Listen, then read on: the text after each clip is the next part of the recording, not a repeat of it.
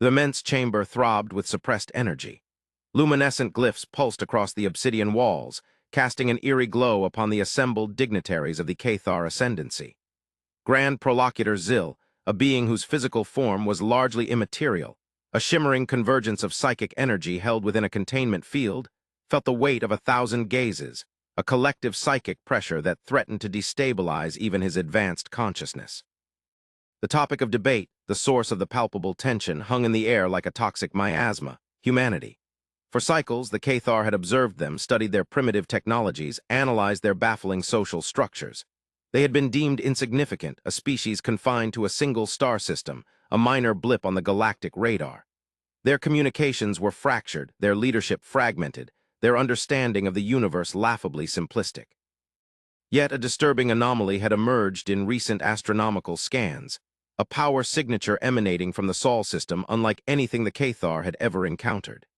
It resonated with an unsettling familiarity, a resonance that echoed the echoes of forgotten ages, of a power that had once threatened the very fabric of reality.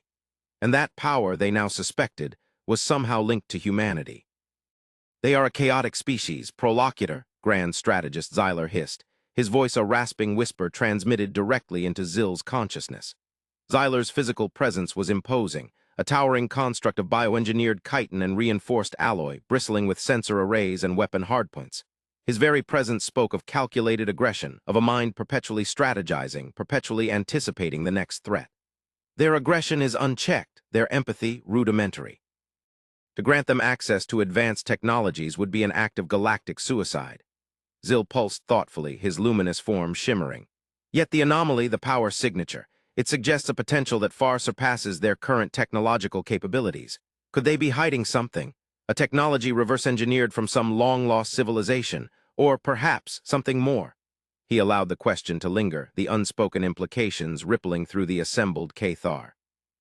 The mention of something more conjured images of the Eldrazi, beings of pure entropy that had plagued the galaxy eons past, devouring stars and extinguishing civilizations in their wake.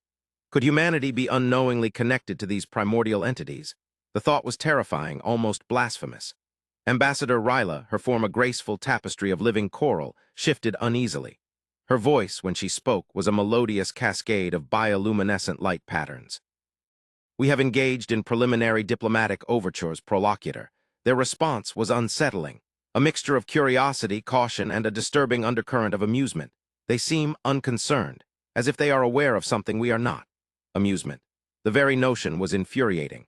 The Cathar Ascendancy was an ancient and powerful civilization, a collective of psychic beings who had mastered the art of manipulating space and time.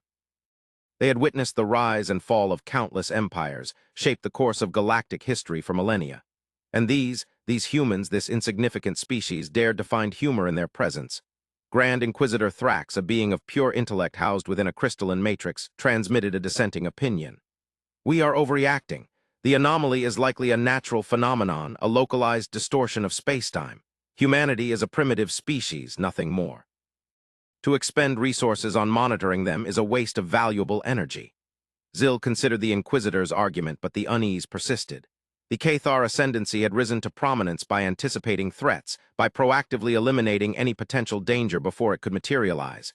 To dismiss humanity as insignificant would be a reckless gamble, a betrayal of their fundamental principles.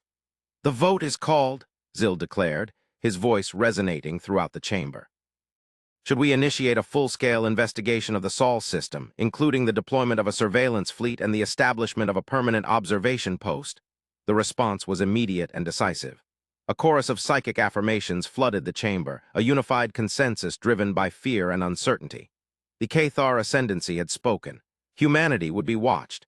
Its secrets would be unearthed, and if it proved to be a threat, it would be eliminated. Light years away, within the sprawling metropolis of Neo-Tokyo, beneath the sprawling holographic advertisements and the ceaseless hum of maglev trains, a lone figure sat in quiet contemplation.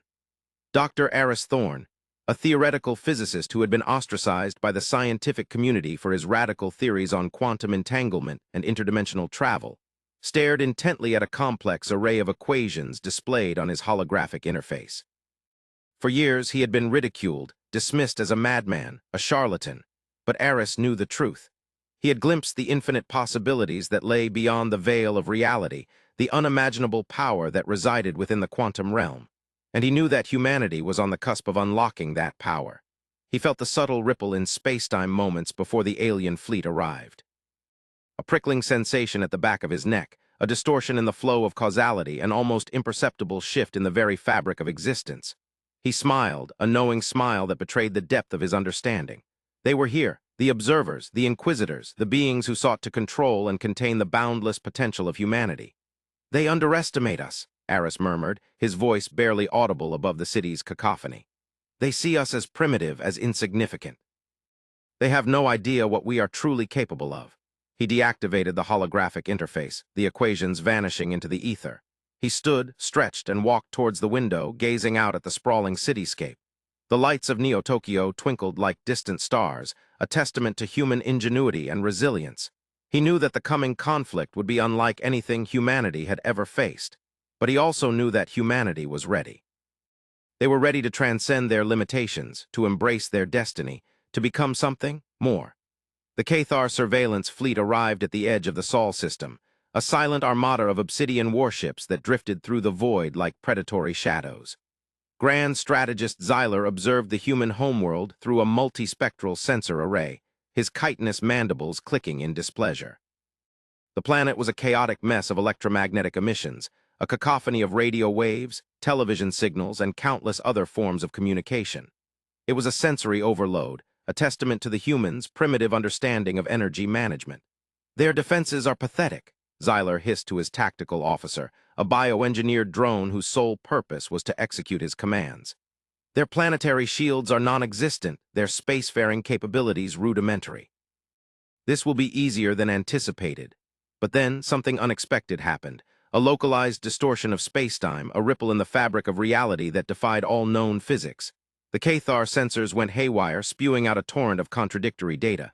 Xyler felt a surge of psychic static, a disorienting wave of energy that threatened to overwhelm his consciousness.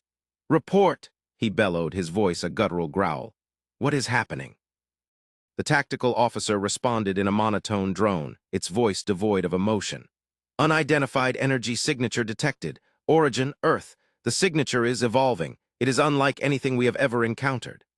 On Earth, Dr. Aris Thorne activated the device he had been working on for decades. A quantum entanglement generator, a machine capable of manipulating the very fabric of reality. He had tapped into the boundless energy of the quantum realm, harnessed the power of interdimensional travel, and he was about to unleash that power upon the unsuspecting Cathar. The effect was instantaneous and devastating. The Cathar surveillance fleet was engulfed in a wave of quantum energy, a cascade of interconnected particles that shattered their shields, disrupted their sensors, and scrambled their minds. The obsidian warships twisted and contorted, their metallic hulls melting like wax. The bioengineered drones screamed in psychic agony, their consciousnesses unraveling. Xyler felt his own consciousness fragmenting, his thoughts dissolving into a chaotic jumble of sensations. He witnessed impossible geometries, witnessed the laws of physics bend and break. He saw glimpses of other realities, other dimensions, other universes. And he realized with a horrifying certainty that humanity was not the primitive species they had thought. They were something far more powerful, something far more dangerous. They were masters of the quantum realm, wielders of forces beyond his comprehension. "They are not what we thought," Xyler managed to gasp, his voice a broken whisper. "They are the Nightborne." The last word echoed through the dying fleet, a chilling epitaph for the Cathar's arrogance and their underestimation of humanity. The news of the Cathar fleet's annihilation sent shockwaves throughout the Ascendancy. The Grand Prolocutor Zil convened an emergency session of the High Council, his luminous form flickering with barely suppressed rage. "Explain yourselves," he boomed, his voice echoing through the chamber. "What happened to the surveillance fleet? How could a primitive species inflict such damage?" Grand Strategist Xyler, or what remained of him, was present via a heavily shielded communication array. His physical form was shattered, his consciousness fragmented, but his strategic mind was still functioning, albeit at a greatly reduced capacity. They utilized quantum entanglement technology, Prolocutor," Xyler stammered, his voice a distorted rasp. "A level of mastery we did not anticipate. They manipulated the very fabric of reality." The other members of the High Council reacted with disbelief and outrage. The Cathar Ascendancy had mastered the art of manipulating space and time, but quantum entanglement was a field they had deemed too unstable, too unpredictable. To think that humanity had not only mastered it but weaponized it was inconceivable. Ambassador Ryla spoke, her bioluminescent patterns flickering nervously. I warned you, Prolocutor. I sensed an undercurrent of awareness, a hidden depth. They were not surprised by our arrival. They were waiting. Grand Inquisitor Thrax remained silent, his crystalline matrix humming with suppressed calculations. He had been wrong, terribly wrong. Humanity was not a primitive species. They were a sleeping giant, a force of nature waiting to be awakened. What are our options? Zil demanded, his voice dripping with icy fury. Do we launch a retaliatory strike? Do we attempt to negotiate? What is our best course of action? The debate raged for cycles, the Cathar High Council torn between the desire for vengeance and the fear of the unknown. Some argued for a full-scale invasion, a complete annihilation of humanity. Others advocated for a more cautious approach, a diplomatic solution that would allow them to understand the true nature of this enigmatic species. Ultimately, Zil made the decision.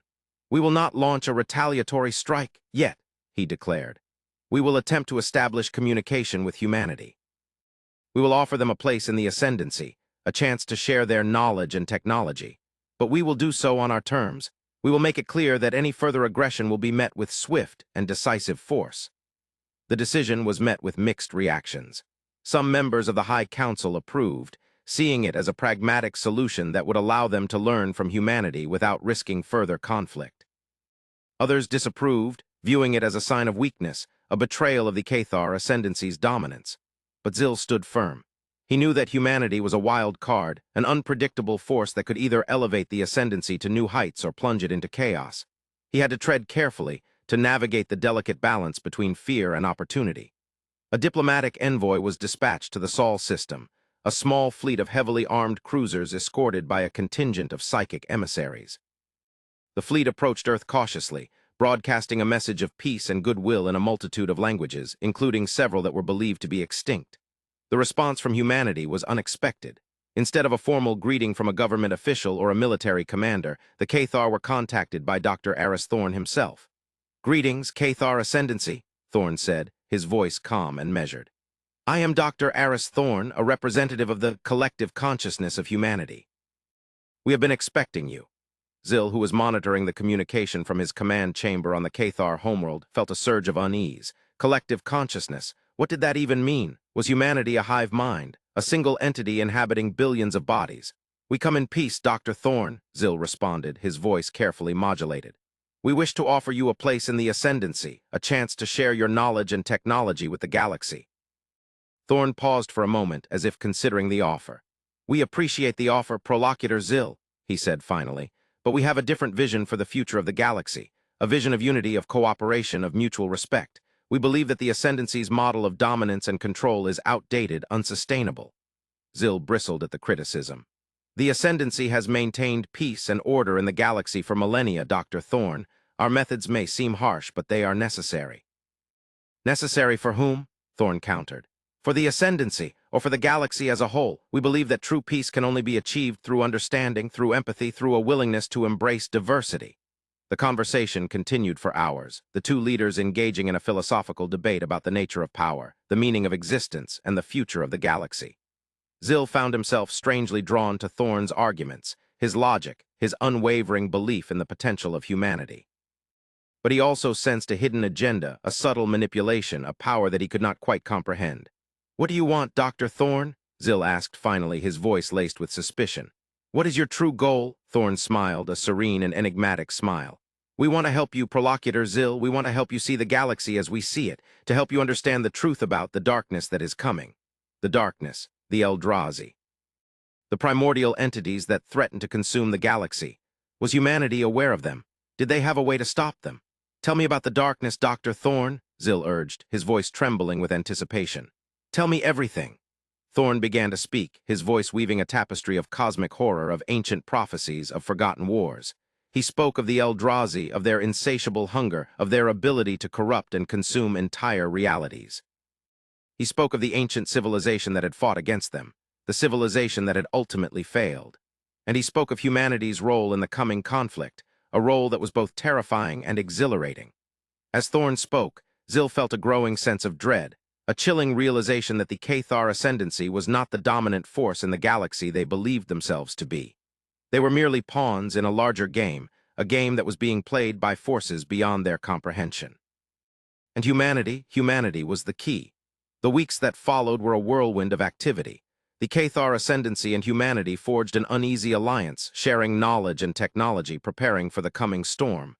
The Cathar were astounded by humanity's ingenuity, their adaptability, their unwavering determination. They learned to respect their ethics, their logic, their surprising compassion. Humanity, in turn, learned from the Cathar's vast experience, their understanding of the cosmos, their mastery of psychic energy. They integrated Cathar technology into their defenses and scientific pursuits, creating a hybrid of human innovation and alien mastery. The collaboration created something new, something greater than either species could have accomplished alone. Aris Thorn revealed the truth of the anomaly the Cathar had detected. It was not a weapon, but a beacon. A signal sent by the ancient civilization, warning of the Eldrazi's return. The beacon had lain dormant for millennia, waiting for a species with the potential to reawaken it, to unlock its power. Humanity, it seemed, was that species. The first wave of the Eldrazi invasion arrived without warning.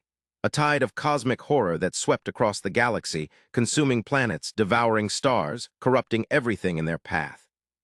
The Cathar ascendancy and humanity stood side by side, united against a common enemy, their combined forces a beacon of hope in the face of overwhelming darkness. The battle was long and arduous, a desperate struggle for survival against an enemy that seemed unstoppable. The Cathar psychic warriors fought with unmatched ferocity, their minds battling the Eldrazi's corrupting influence. The human engineers developed new weapons, new defenses, new strategies to counter the Eldrazi's relentless assault.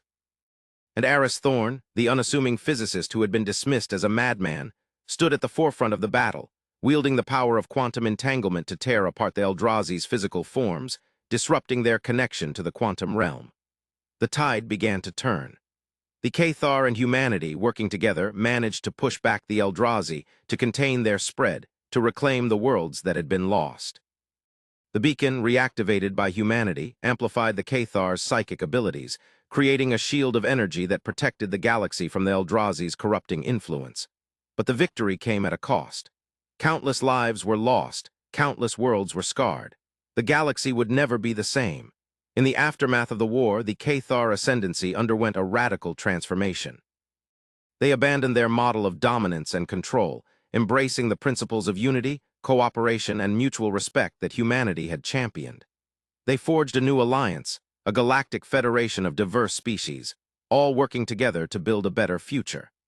The galaxy entered an era of unprecedented peace and prosperity, an era of exploration, innovation, and discovery. Humanity, once underestimated and dismissed, had proven to be the savior of the galaxy, the beacon of hope that had illuminated the darkness. But the story does not end there. In the deepest reaches of space, beyond the boundaries of the galaxy, a lone probe detected a faint signal. A signal that resonated with a chilling familiarity. A signal that originated from a distant, unexplored galaxy. The signal was a message sent by the ancient civilization that had fought against the Eldrazi. A message that revealed the truth about the Eldrazi's origins, their purpose, their ultimate goal. The Eldrazi were not merely invaders. They were a cleansing force, a cosmic mechanism designed to eliminate entire realities that had become corrupted, unsustainable. And the galaxy that the Cathar and humanity had saved was one of those realities. The message contained a warning: the Eldrazi would return. They would continue to return until the corrupted reality was purged, until the cycle of destruction was complete. And humanity, the species that had dared to defy the cosmic order, would be the ultimate target. The UES Nightborne, the united fleet of human and alien vessels, prepared once more for war. This time, they would not be fighting to save the galaxy. They would be fighting for something far more important: the right to exist. The probe, after relaying the message, continued its journey into the unknown. As it drifted through the void, its sensors detected something else, something even more disturbing than the signal from the distant galaxy. A megastructure, an immense artificial construct that dwarfed even the largest stars. A structure that seemed to defy the laws of physics. A structure that pulsed with an energy unlike anything the probe had ever encountered. Megastructure was ancient, abandoned, and utterly incomprehensible. But it held the key to understanding the true nature of reality, the secrets of the universe, the answers to the questions that had plagued humanity and the Cathar for millennia. The UES Nightborne turned towards the megastructure, their hearts filled with a mixture of fear and hope. They knew that the journey would be perilous, that the answers they sought might be more terrifying than anything they could imagine. But they also knew that they had no choice. They had to face the truth, no matter how painful. For the fate of the galaxy, and perhaps the fate of all realities, depended on it.